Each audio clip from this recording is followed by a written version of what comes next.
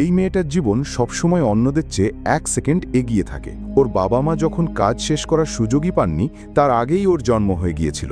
বড় হওয়ার পর স্কুলে গান গাইতে গেলে ও সবসময় তালের চেয়ে আগে গাইত। প্রতিবার দৌড় প্রতিযোগিতায় যখনই বন্দুকের আওয়াজ হতো ও সবার আগে দৌড় শুরু করে দিত। আর প্রতিবার ছবি তোলার সময় ঠিক যখনই শাটার টেপার মুহূর্ত আসতো ও চোখ বন্ধ করে ফেলত। তাই ছোট থেকে বড় হওয়া পর্যন্ত ওর একটা ছবিও নেই যেখানে ও চোখ খোলা রেখেছে। বড় হয়ে যখন চাকরি শুরু করলো তখনও ও সবসময় অ্যালার্ম বাজার ঠিক 1 সেকেন্ড আগে জেগে উঠত। এই অদ্ভুত স্বভাবের কারণে মেয়েটা, যার নাম শিয়াওকি, সবার চোখে অদ্ভুত একজন মানুষ হয়ে উঠল। কোনো বন্ধু সেভাবে জোটাতে পারল না, আর প্রেমের কথা তো চিন্তাই করা যায় না। কিন্তু এই দিনটাতে পরিস্থিতির মোড় ঘুরে গেল। পার্কের প্লাজাতে শিয়াওকির দেখা হলো এক ফিটনেস কোচের সাথে। লোকটার গা থেকে একটা তেলতেলে ভাব বের হচ্ছিল, আর কথা বলার ধরনটাও ছিল খুবই অস্বস্তিকর। যদিও ছেলেটা একটু বেশিই চটপটে বা তেলতেলে ছিল, তবুও শিয়াওকি যেন মরুভূমিতে এক পশলা বৃষ্টির মতো তাকে পেয়ে নিজেকে হারিয়ে ফেলল। কোচের প্রেমে একেবারে পাগল হয়ে গেল। কিন্তু বিধিবাম, পাওয়া যেমন আছে হারানোর ভয়ও আছে। প্রেমের ক্ষেত্রে সফল হলেও কাজের ক্ষেত্রে বিপদে পড়ল সে। এই কঠিন সময়ে কোচ এগিয়ে এলো, খুব সহজেই ঝামেলা করা সেই প্রফেসরকে তাড়ালো, আর সেই সাথে শিয়াওকির মন জয় করতেও ভুলল না। এরপরই সে শিয়াওকির হাতে একটা চিরকুট ভরিয়ে দিল। কোনোদিন প্রেম না করা শিয়াওকি একদম ডুবে গেল। মুখে বলছে যে এটা খুব দ্রুত হয়ে যাচ্ছে, কিন্তু মনের ভেতর তার খুব তাড়া। অফিস থেকে বের হওয়ার সাথে সাথেই সে রিলেশনশিপ রেডিও চ্যানেল চালু করলো। রেডিওর উপস্থাপকের কথায় তাল মিলিয়ে নাচতে শুরু করলো। কোচের প্রেমের আক্রমণ আরও বাড়তে থাকলো। এবার সে ভালোবাসার টিফিন বা লাঞ্চ বক্স নিয়ে হাজির হলো, আর মাত্র 1 লোকমা খেতেই সে যেন সুখের স্বাদ পেয়ে গেল। সেই রাতে দুজনে কথা মতো সিনেমা হলে এলো। শিয়াওকি বরাবরের মতো সেই দ্রুত গতিতেই ছিল, সবার আগে পপকর্ন খাওয়া আর সবার আগে হাসতে শুরু করা, যেটা দেখে কোচ বেশ ভয়ই পেয়েছিল। কিন্তু কোচ সবসময় শান্ত ছিল। শিয়াওকিকে ভালোবাসে বলে তাকে সহ্য করছিল তা নয়, বরং সে নিজেই একজন প্রতারক। সে সবসময় ভদ্রতা বজায় রাখছিল তাই নয়, বরং তার বানানো দুঃখের অতীত জীবনটাও ধৈর্য ধরে শোনালো। সে সবসময় চেয়েছিল একটা সুন্দর পরিবার। সহজ সরল শিয়াওকি একটুও সন্দেহ করল না, বরং কোচের প্রতি তার সহানুভূতি জন্মালো। অন্যদিকে লোকটা কথা ঘুরিয়ে শিয়াওকির কাছে আসার আসল উদ্দেশ্যটা বলে দিল। সে বলল যে হাসপাতালে 5 বছরের একটা ছোট্ট মেয়ে আছে, তার নাম শিং শিং। তার জন্মগত হার্টের সমস্যা আছে, হার্ট সার্জারির জন্য অনেক টাকার দরকার। এ পর্যন্ত আসার পর কোচের আসল মুখোশ বেরিয়ে পড়ল। কিন্তু বোকা শিয়াওকি তখনও বিষয়টা বুঝতে পারল না, উল্টো তাকে নানা বুদ্ধি দিতে শুরু করলো। বোঝাই যাচ্ছে এই সুযোগটা খুব লোভনীয় ছিল, এমনকি সেই প্রতারকও এতে রাজি হয়ে গেল। দুজনে একে অপরের দিকে তাকিয়ে হাসলো, আর পরের দিনই একসাথে প্রতিযোগিতায় নামার কথা পাকাপাকি হলো। বাড়ি ফেরার পর শিয়াওকির মনে হলো পৃথিবীটা যেন ঘুরছে, সব অশান্তি যেন সুখের একটা ট্রাক এসে চুরমার করে দিল। সে রেডিওর উপস্থাপকের কাছে নিজের সুখের কথা শেয়ার করলো। অনলাইনে পাগলের মতো নিজের সব চিন্তা শেয়ার করতে লাগলো। মনে হলো যেন পুরো জীবনটা প্রেমের নতুন মানে খুঁজে পেয়েছে। এরপর ভ্যালেন্টাইন্স ডেতে প্রতিযোগিতার দিন শিয়াওকি দ্রুত বাসে উঠল। তার পাশে একটা মোটা কাপল ছিল, তারাও সেই প্রতিযোগিতায় যাচ্ছিল। সুখী এই দুজনকে দেখে শিয়াওকি এখন আর হিংসে করছে না, বরং তাদের জন্য আনন্দ অনুভব করল। কিন্তু কে জানতো পাশের এক বৃদ্ধ সুযোগ বুঝে হাত বাড়িয়ে দিল। মনে হচ্ছিল শিয়াওকি বড় কোনো বিপদে পড়তে যাচ্ছে, কিন্তু পরের মুহূর্তেই সে হঠাৎ জেগে উঠল, দেখল নিজের ফ্ল্যাটের বিছানায় শুয়ে আছে, আর পুরো শরীর লাল হয়ে গেছে, পায়ে প্রচণ্ড ব্যথা। শিয়াওকি খুব ভয় পেয়ে গেল, ভাবল এতদিন যা হয়েছে সব বুঝি স্বপ্ন ছিল। সাথে সাথে তৈরি হয়ে নিল ডেটে যাওয়ার জন্য। কিন্তু সেখানে গিয়ে দেখে প্রতিযোগিতা অনেক আগেই শেষ হয়ে গেছে, আর আজকে মঙ্গলবার, ভ্যালেন্টাইন্স ডে অনেক আগেই পার হয়ে গেছে। শিয়াওকি একদম হতভম্ব হয়ে গেল, কি করবে বুঝে উঠতে পারল না, শুধু কাপড় বদল করল। এটা ছিল ওর 30 বছরের জীবনে প্রথম দেরি হওয়া, আর প্রথমবারের মতো সে যেন সময়ের পেছনে পড়ে গেল। এই অভিজ্ঞতা শিয়াওকিকে অস্থির করে তুলল। আর আরও অদ্ভুত ব্যাপার হলো, বাসের সেই মোটা কাপড়টি প্রতিযোগিতায় জিতে চ্যাম্পিয়ন হলো। তার মানে বাসের সেই ঘটনাটা স্বপ্ন ছিল না। শিয়াওকি আর স্থির থাকতে পারল না। সে কি কোনো সমান্তরাল মহাবিশ্বে চলে এসেছিল? অফিস থেকে বের হবার পরই সে পাগলের মতো কোচকে খুঁজতে শুরু করলো, কিন্তু অ্যাপার্টমেন্টে কেউ নেই, মেসেজেরও কোনো উত্তর নেই। এমনকি পুলিশের কাছে সাহায্য চাইতে গেলেও তারা তাকে নিয়ে হাসাহাসি করল। শিয়াওকি একদম ভেঙে পড়ল। বাড়ি ফিরে অপেক্ষা করা ছাড়া তার আর কিছু করার ছিল না। কিন্তু সেই মুহূর্তে হঠাৎ বিদ্যুৎ চলে গেল, আর শিয়াওকি যেন এক অনন্ত অন্ধকার আর নিঃসঙ্গতায় ডুবে গেল। তার চেয়েও ভয়ঙ্কর ব্যাপার হলো, সে হঠাৎ শুনতে পেল আলমারি থেকে কেউ ফিসফিস করে কথা বলছে। শিয়াওকি সাথে সাথে একটা ইলেকট্রিক র্যাকেট নিল, সাহস সঞ্চার করে দরজাটা খুলল। দীর্ঘক্ষণ কথা বলার পর ভুল বোঝাবুঝি কাটল। সেই প্রাণীটি নিজেকে একটি টিকটিকি বলে পরিচয় দিল। সে শুধু মানুষ মানুষের মশা তাড়াতেই সাহায্য করে না, বরং মানুষের হারিয়ে যাওয়া জিনিসগুলোকেও যত্ন করে রেখে দেয়। এরপর টিকটিকিটি অনেক হারিয়ে যাওয়া জিনিস দেখালো, যার মধ্যে ছিল শিয়াওকির প্রথম চুষি, 3 বছরের সেই পুতুল, আর প্রাইমারি স্কুলে হারিয়ে যাওয়া সব ইরেজার। কিন্তু এই অদ্ভুত দৃশ্য দেখেও শিয়াওকির কোনো আগ্রহ নেই। সে শুধু টিকটিকিটিকে একটা প্রশ্ন করতে চাইল। টিকটিকিটি বেশি কিছু না বলে শুধু একটা ছবি বের করলো আর শিয়াওকিকে দেখতে দিল। খেলনা ক্যামেরা দিয়ে সে দেখল তার বাবা অনেক বুড়িয়ে গেছেন, এক সাধুর সাথে দাবা খেলছেন। শিয়াওকি সাথে সাথে বাবার খবর জানতে চাইল, কিন্তু টিকটিকিটি গোপনীয়তা বজায় রাখতে বাধ্য হয়ে তাকে ফিরিয়ে দিল। এরপর টিকটিকিটি একটা চাবি শিয়াওকির হাতে দিল আর তাকে সতর্ক করল যে বেশিরভাগ প্রেমই হলো নিজের সাথে নিজের প্রতারণা, আর আসল সুখ সবসময় কাছেই আছে।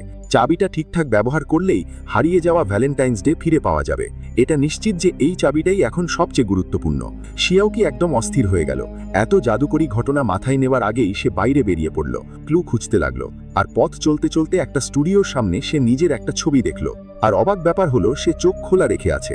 জেনে রাখা ভালো, শিয়াওকি সারা জীবনেও চোখ খোলা রেখে একটাও ছবি তুলতে পারেনি।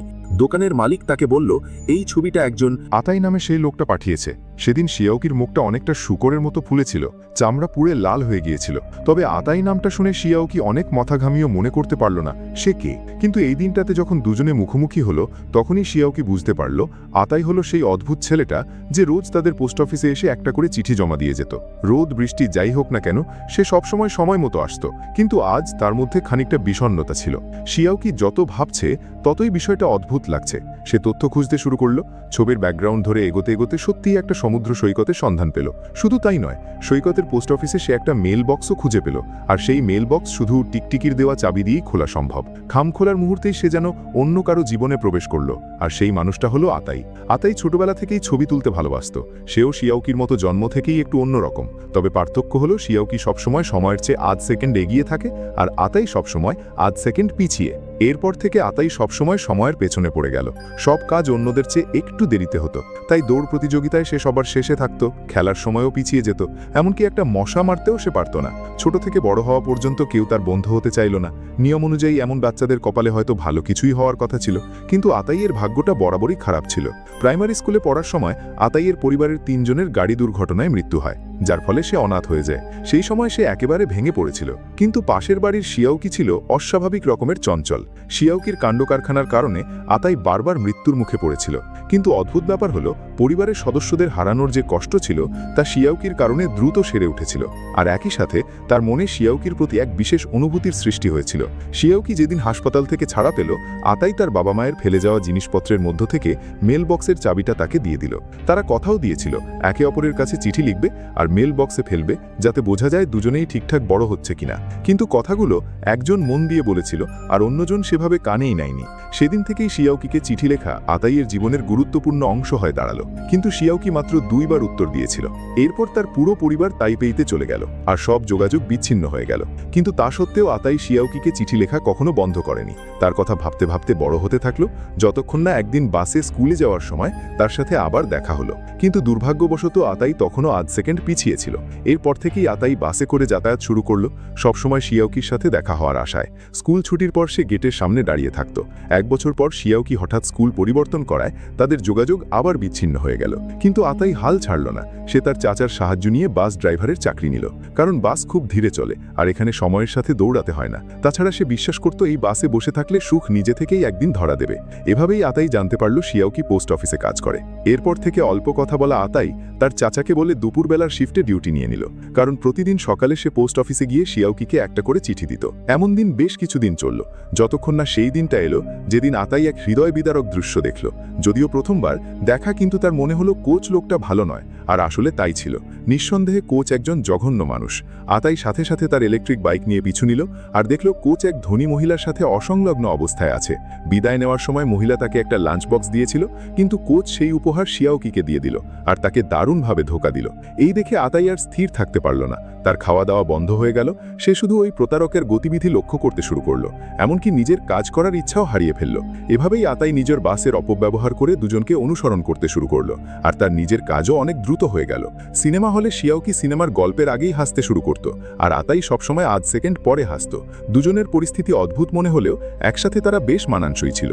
সিনেমা 3 বার শেষ হওয়ার পর আতাই ইচ্ছা করে দুজনকে তুলে নিল, তাদের উদ্দেশ্য সম্পর্কে জানতে চাইল, কিন্তু অবাক করার মতো বিষয় হলো তারা কথা বলতে বলতে আরও ঘনিষ্ঠ হয়ে যাচ্ছিল। পরিস্থিতি হাতের বাইরে চলে যাওয়া দেখে আতাই বুদ্ধি করে বাসের ব্রেক কষে ড্রামাটিক্যালি থামিয়ে দিল। শিয়াওকিকে নামিয়ে দেওয়ার পর কোচ আবার বাসে উঠল, কিন্তু তখনই একদল গুন্ডা বাসে উঠে পড়ল। মনে হচ্ছিল তারা কোনো গন্ডগোল পাকাতে এসেছে। মনে হয় কোচের শাস্তি পাওয়ার সময় এসেছে। সে আগে যে মহিলাকে ধোঁকা দিয়েছিল সেই মহিলা আসলে এক গ্যাংস্টারের বোন ছিল। বোনটি ছিল প্রেমের নেশায় অন্ধ, কিন্তু তার ভাই মারপিটে বেশ দক্ষ।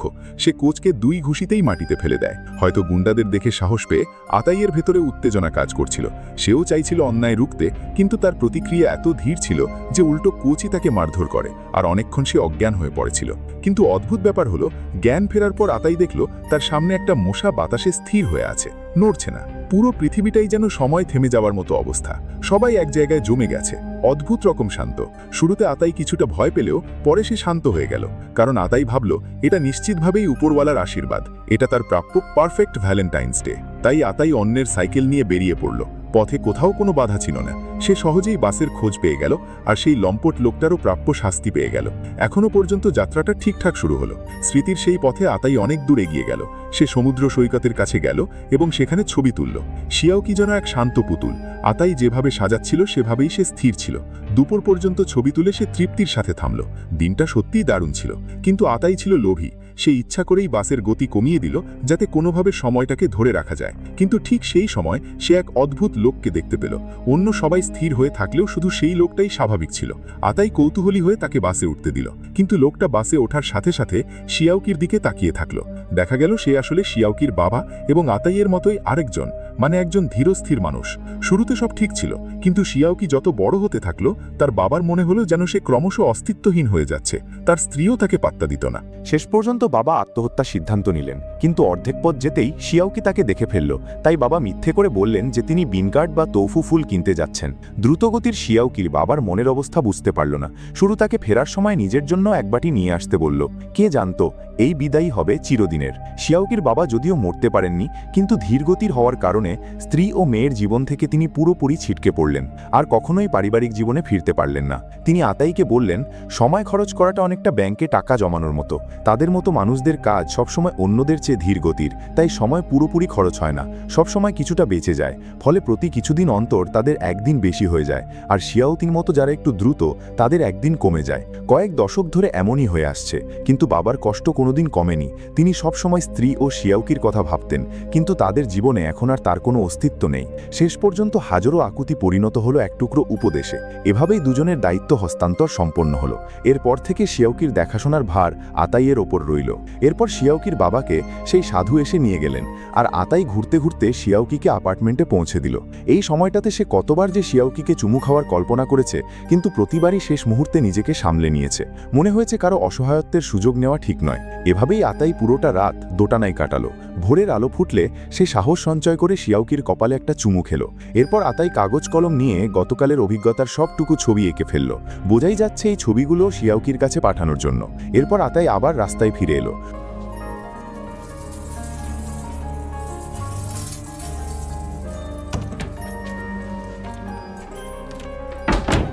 সবকিছু আগের মতো স্বাভাবিক হয়ে গেল। পৃথিবীটা আবার চলতে শুরু করলো। সে ফটোগ্রাফির স্টুডিওতে গিয়ে শিয়াওকির ছবিগুলো ওয়াশ করালো, কিন্তু শিয়াওকি এসবের কিছুই জানল না। আতাই আগের মতোই সেই একতরফা প্রেমের খেলায় ডুবে রইল। আতাইয়ের কিছুটা মন খারাপ হলো। যদিও দুজনেই একই পৃথিবীতে আছে, শিয়াওকি কিছুই মনে রাখতে পারছে না। তবুও সে শান্ত হয়ে রইল, আর ক্লান্ত শরীর নিয়ে বেরিয়ে এলো। হয়তো শিয়াওকির বাবার মতো তারও উচিত ছিল যখন প্রয়োজন নেই তখন দ্রুত সরে পড়া। তবে যাওয়ার আগে আতাই সেই প্রতিজ্ঞা মনে রেখে শিয়াওকির জন্য এক বাটি তৌফু ফুল নিয়ে এলো। এরপর থেকে আতাই পুরোপুরি নিরুদ্দেশ হয়ে গেল। আর এই সময়ে শিয়াওকি সব সত্য জেনে ফেলেছে। সে আতাইয়ের হৃদয়ের সবটুকু আবেগ নিয়ে ঘুরতে লাগলো। মরিয়া হয়ে সেই ছোট ছোট মুহূর্তগুলো খুঁজতে লাগলো যা সে এতদিন উপেক্ষা করেছে।